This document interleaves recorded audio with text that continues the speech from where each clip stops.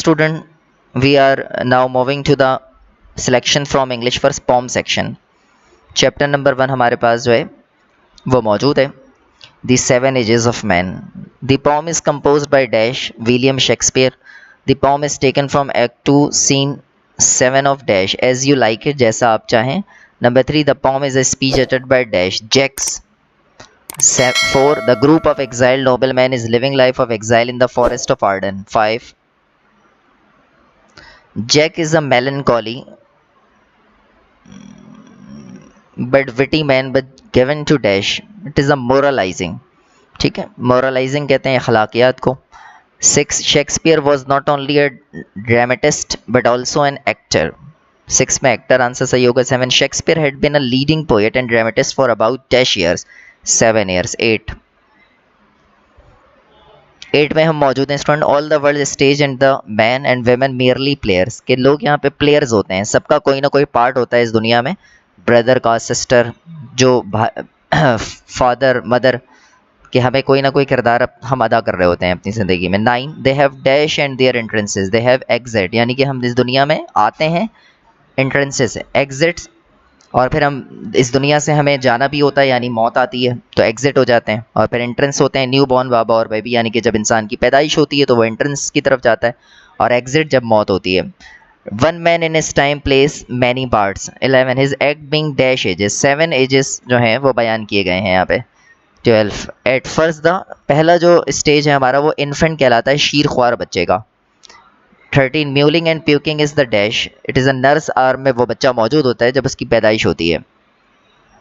Then the dash school boy with his satchel whining, यहाँ whining आ जाएगा कि जब वो बच्चा जो है वो स्कूल जाने के काबिल होता है तो वाइनिंग स्कूल बॉय कहलाता है. 15, with his satchel and shining morning face creeping like a snail, कि वो बच्चा किस तरह से क्राउलिंग करता है तो स्नेल कहलाता है वो. 16, and then the dash sighing like furnace, sighing like furnace, तो ये जस्टिस होगा, इंसाफ.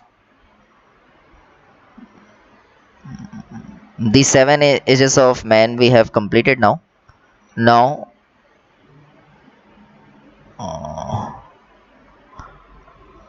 we are moving to the lines from an essay on man. Number 1, heavens from all creature hides books of dash fate. अल्लाह ने जो हमारी किस्मत, जो तकदीर है वो हमसे छुपी हुई है. लाजमी सी बात है, इसमें हिकमत है कि हर चीज़ हमारे सामने ज़ाहिर नहीं है, और life is the most difficult exam, हमारी ज़िंदगी हमारे लिए मुश्किल एग्ज़ाम्स होती हैं. Number 2, all but the page prescribe their present state but boots wait man from man what dash no spirits, इसका आंसर होगा. The lamb thy dash dooms to bleed today, right, RIOT. Please to the last he crops the flowery food and dash the hand just raise to shed his blood. इससे पहले कि उस जानवर को ज़िबाह किया जाए, उससे पहले वो अपने मालिक के हैंड्स को लिक्स करता है. उसे इस बात की आगाही नहीं होती कि कुछ ही देर में उसे ज़िबाह कर दिया जाएगा. 5, dash to the future kindly given date each में fill the circle marked by heaven blindness.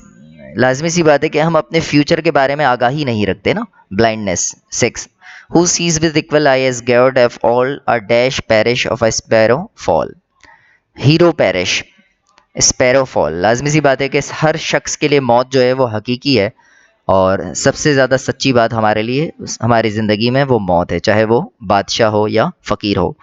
7, atom और systems into ruin hurled and now a dash burst and now a world bubble burst. 8, hope humbly with his trembling pinions soar, wait the great teacher dash God adore, death God adore.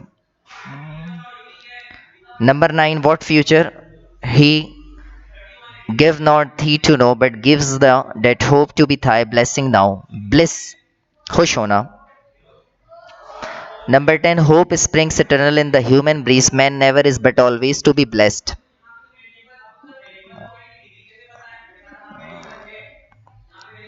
11, the dash uneasy and confined from home rest and expatiates in life to come Saul.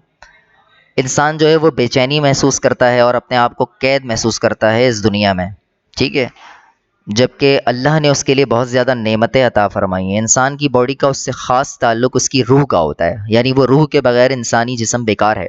Saul इसका answer सही होगा। 12 the poem is written by dash Alexander Pope. 13 the poem is an ambitious philosophical and dash dissertation on human existence. ये religious chapter है, यकीनन यहाँ पर मौत के बारे में बात की गई है, अखलाकियात के बारे में बात की गई है। Next chapter student we are moving to the man of life upright, एक अच्छे इंसान की ज़िंदगी का किरदार। This poem is dash in language and form dash. ये जो पॉम है ये सिंपल है, सादा। Number 2 each stanza is of 4 lines.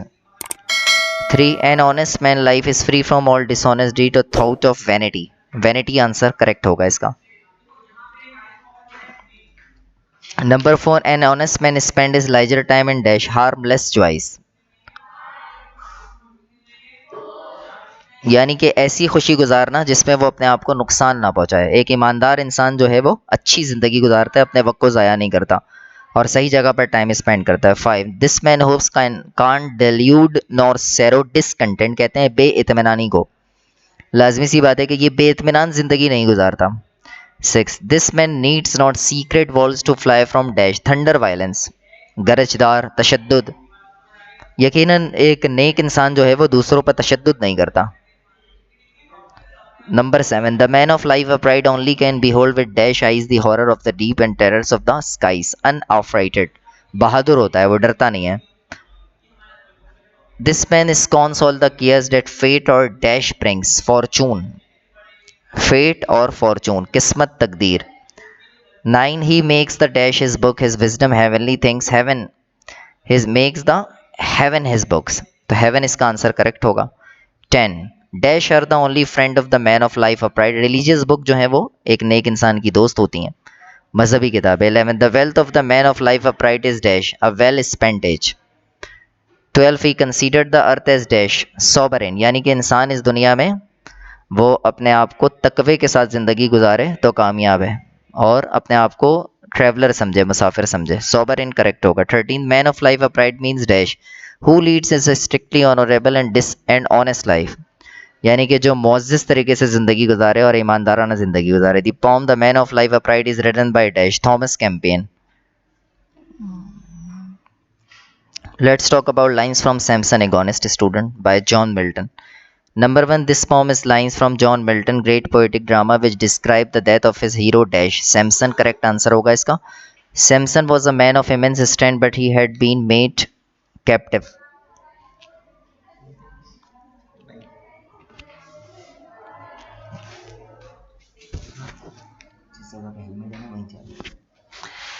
Samson was a man of immense strength but had been made dash captive। Correct answer होगा इसका 2 का।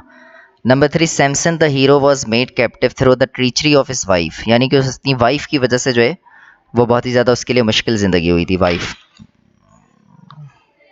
Number 4 the deadly enemies of Samson and his race were dash Palestine, इसका answer सही होगा। Number 5 he saved his people by using his dash, इसने वाला था अनडाउंटेड और न डर था। Number 9 and what was said before him which without help of I might he be aside, यानी कि वो जो बोलता था उस पर अमल करता था। Number 10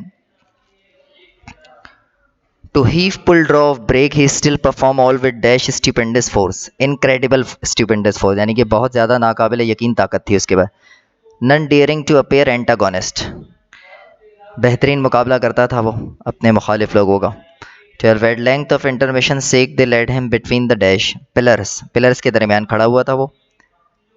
Samson agonist with the head a while and dash eyes fixed he stood as one who prayed inclined, इसका आंसर करेक्ट होगा। 14 hit her to lords what your commands imposed I have performed and reason was obeying, इसका correct answer होगा। Number 15 now of my own accord such other trial I mean to show of my strength it is the correct answer। 16 this uttered restraining all his nerves he bowed as with the force of dash। Okay students we are discussing MCQs number 17 he tucked he shook till down they came and drew the whole roof after them with burst of thunder, यानी कि लाजमी सी बात है कि जब वो छत गिरी तो बहुत ही ज़्यादा तेज़ आवाज़ हुई। 18 lords ladies captain councillors और priests their choice nobility and flower, next 19, not only of this but each Palestine city round met from all part to dash is feast. Solemnize कहते हैं खुशी मनाने को, फीस्ट कहते हैं दावतें उड़ाना। 20, Samson with these dash inevitably pull down the same destruction on himself in mixed. Samson की अपनी भी तबाही हुई और सारे लोग भी इसमें मारे गए। इन मिक्स्ड इसका करेक्ट आंसर होगा।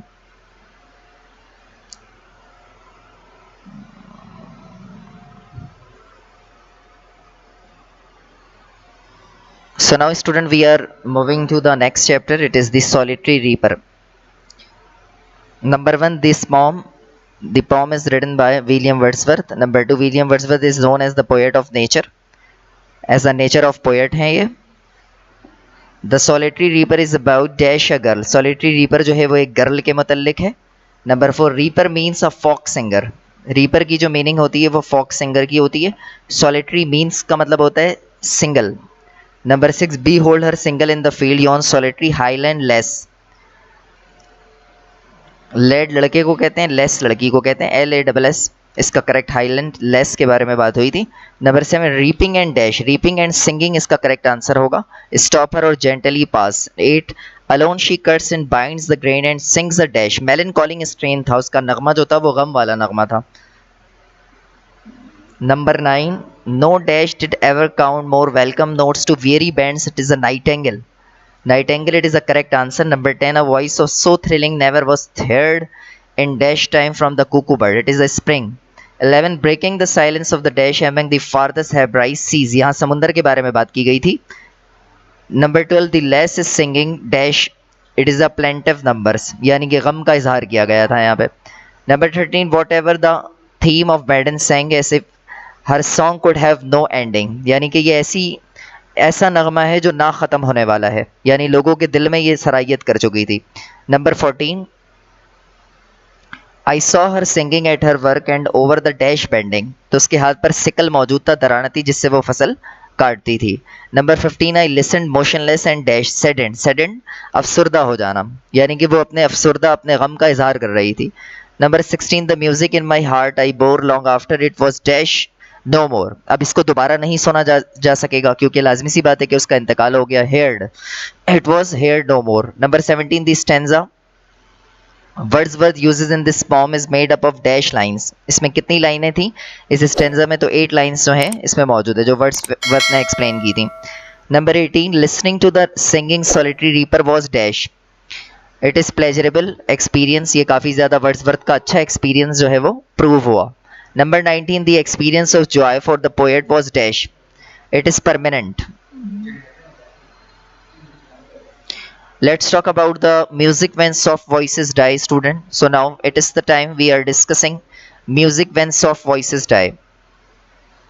Number 1, music when soft voices die dash in the memory vibrates, यानी कि ये हमेशा हमारे दिमाग में जो है वो घूमते रहती हैं, इसके जो अल्फाज इस्तेमाल किए गए हैं।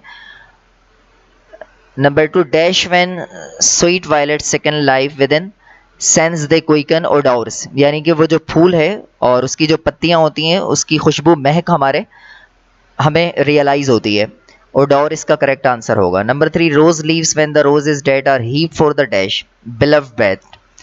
Number 3, and so thy thoughts when thou art gone love itself shall dash on slumber, Slumber, it is a correct answer. Number 5, the stanza of the poem contains dash line, stanza में जो है वो 4 lines जो हैं होती हैं। The poem contains two dash stanzas, इसमें कितने बंद हैं stanzas हैं, तो 2 stanzas इसमें मौजूद हैं। Let's talk about the lines from Ulysses, it is a mariner's। Next chapter हमारे पास लाइन्स फ्रॉम यूलाइसिस है, सेलर्स के मतलब, मल्लाहों के मतलब, वो अपनी इसकी डेस्टिनेशन बताता है।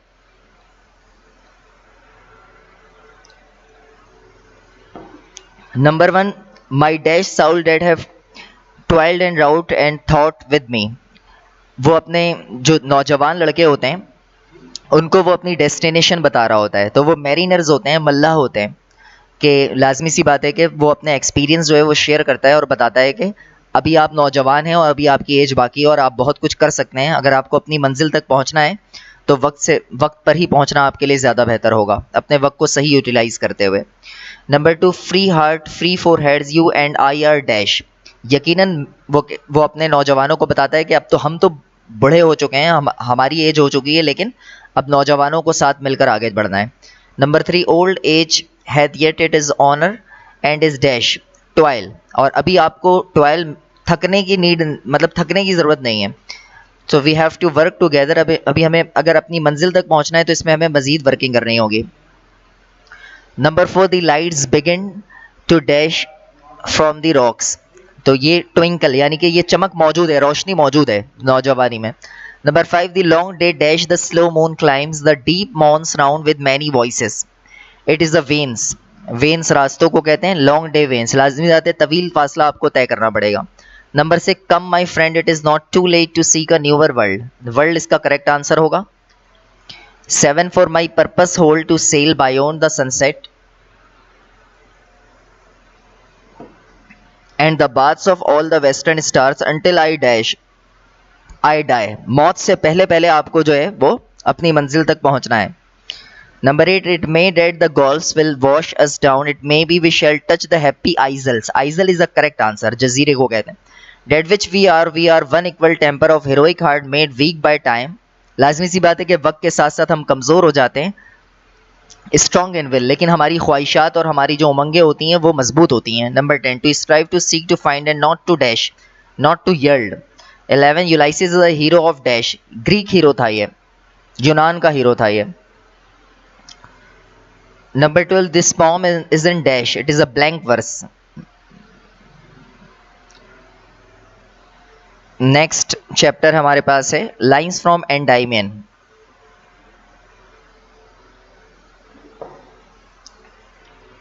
So we are discussing the multiple choice questions, lines from Endymion. Number 1, a thing of dash is a joy forever, it is a beauty. Number 2, it loveliness increases, it will never pass into nothingness.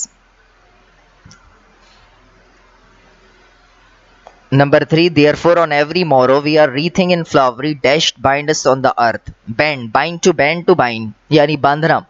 Number 4, yes in spite of all some dash moves away the pall, shape of beauty, यहाँ खूबसूरती की बात की गई थी कि यहाँ पर शेप ऑफ ब्यूटी, यहाँ आप खूबसूरती देख सकते हैं। Such the sun the moon tree old and young sprouting as a shady boon, boon is the correct answer. Number 4, and clear dash for them self a cooling covered makes against the hot season, it is a rills, clear rills. And such too is the dash of the domes we have imagined for the mighty dead, it is a grandeur, आलीशान, grandeur कहते हैं आलीशान को। Number 8, all lovely tales that we have heard of reed and endless fountain of immortal drink pouring unto us from the heavens dash, it is a brink। ये जो खूबसूरत दास्तान tales होती हैं, कहानी होती हैं, इसको पढ़ने के बाद जो है ये आपके लिए काफ़ी ज़्यादा आपको फ़ायदा हो सकता है। Next chapter student we are discussing say not the struggle now तवैलत, यानी मेहनत कभी रायगा नहीं जाती। नंबर 1 है say not the struggle now availeth the labour and the wounds are vain, यानी कि जो आपको जख्म मिलते हैं वो वेन नहीं होते, ज़ाया नहीं होते। Number 2, the enemy dash not for not faileth and as thing have been they remain faints, faint is the correct answer.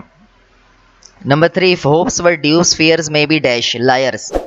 Number 4, may be in yon smoke conceal your comrade chase even now the fliers, लाजमी सी बात है कि बुज़दिल नहीं होना चाहिए इंसान को, flyer is the correct answer. Number 5, for while the tired waves dash breaking seem here no painful inch to gain vainly, vainly कहते हैं कि बेकार नहीं जाएगी, आपकी मेहनत लाजमी सी बात है बेकार नहीं जाएगी, जो लोग मेहनती होते हैं वो कामयाब एक ना एक दिन ज़रूर होते हैं। Number 6, far back through creeks and inlets making come silent dash in the main flooding, समंदर में ज़्यादा पानी हो जाए तो वो लाजमी सी बात है कि सैलाब का सबब बन सकता है। Number 7, not by dash windows only daylight comes in the light eastern, मशरकी जगह की बात की गई है। In front of the sun climb slow how slowly but westward look the land is bright, लेकिन हम मगरिब को खूबसूरत समझ रहे होते हैं तो वेस्टवर्ड की बात की गई है। Number 9, the poem say not the struggle now the wealth is written by dash Arthur Hugh Clough. Number 10, this poem is dash it is a inspiring, ये आपको बहुत ज़्यादा अप्रिशिएट कर रहा है ये मेहनती लोगों के बारे में। So now student we have completed the poem section. I hope you have understood all the MCQs it is really beneficial for your examination point of view. Thank you so much.